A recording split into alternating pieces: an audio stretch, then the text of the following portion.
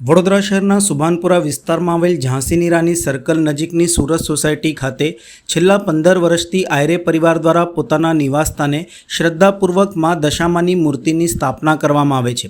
માતાજીની આજરોજ ભવ્ય શોભાયાત્રાનું આયોજન કરવામાં આવ્યું હતું। શોભાયાત્રા જય અંબે મા મંદિર સમતાથી શરૂ થઈને ઝાંસીની રાની સર્કલ સ્થિત નિવાસસ્થાન સુધી યોજાઈ હતી। આ અવસરે શહેર ભાજપના કારોબારી સભ્ય અને પૂર્વ કાઉન્સિલર રાજેશભાઈ આયરે, પૂર્વ કાઉન્સિલર પૂર્ણિમાબેન આયરે, વોર્ડ નંબર 9ના યુવા કાઉન્સિલર શ્રીરંગ રાજેશ આયરે, જીતુભાઈ આયરે, દીપકભાઈ આયરે, રોનકભાઈ આયરે સહિત આયરે પરિવારના સભ્યો ઉપસ્થિત રહ્યા હતા। શિક્ષણ સમિતિના સભ્ય વિજયભાઈ પટેલ તેમજ મોટી સંખ્યામાં મહિલાઓ, યુવાનો અને અન્ય ભાવિકોએ શોભાયાત્રામાં ઉમંગપૂર્વક ભાગ લીધો હતો। ડીજેના તાલે ગરબા અને ટીમલીની રમઝટ સાથે મા દશામાતાની શોભાયાત્રા આનંદ ઉલ્લાસ સાથે સંપન્ન થઈ હતી। નિવાસસ્થાને શોભાયાત્રા પહોંચ્યા બાદ મા દશામાની આરતી કરવામાં આવી હતી। આજે સ્થાપિત કરવામાં આવેલી મા દશામાતાની મૂર્તિ સમક્ષ આગામી 10 દિવસ સુધી પૂજા અર્ચના અને ધાર્મિક અનુષ્ઠાનો યોજાશે। જય મા દશામાં।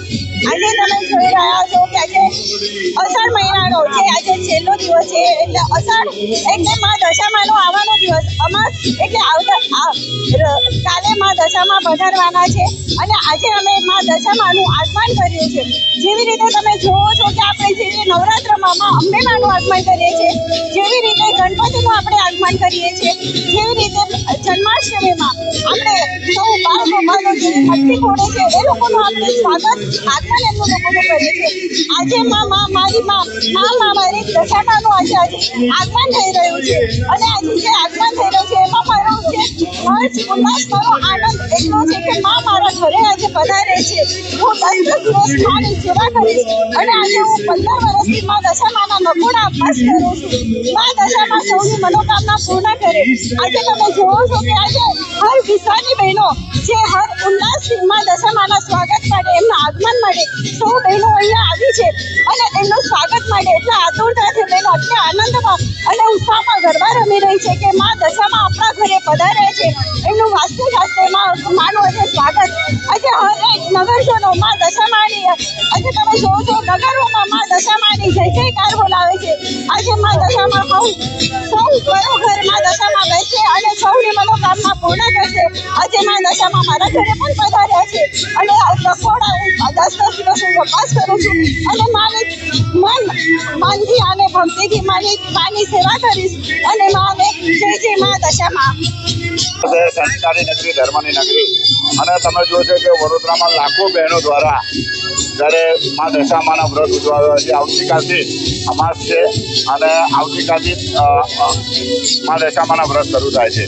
તો આજે છેલ્લા 15 વર્ષથી સમગ્ર આયરે કુટુંબ દ્વારા પણ, પૂર્ણિમા આયરે દ્વારા, અમારા દીકરીઓ દ્વારા પણ આ દશામાના વ્રત ઉજવાતા હોય છે। આજે અમારા ઘરે પણ 15 વર્ષથી મા દશામાની સ્થાપના થતી હોય છે। તો આજે મા દશામાની જ્યારે મૂર્તિની સ્થાપના ઘરે થઈ રહ્યા છે, તો વિસ્તારના સૌ ભજન મંડળની બહેનો બધાનો સાથે, યુવાનો સાથે આજે રંગે ચંગે માની સ્થાપના, કારણ કે માનું આગમન જે રીતના આપણે ગણપતિનું આગમન હોય છે, એમાં અંબા માનું આગમન હોય છે, એ રીતે મા દશામાનું પણ આગમન કરતા હોય છે।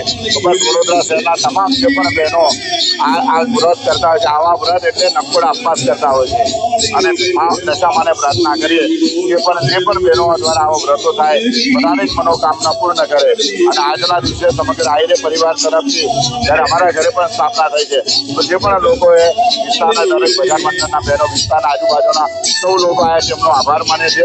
ભગવાન એમની પણ મનોકામના પૂર્ણ કરે એવી શુભેચ્છા પાઠવી છે। જય દશામાં।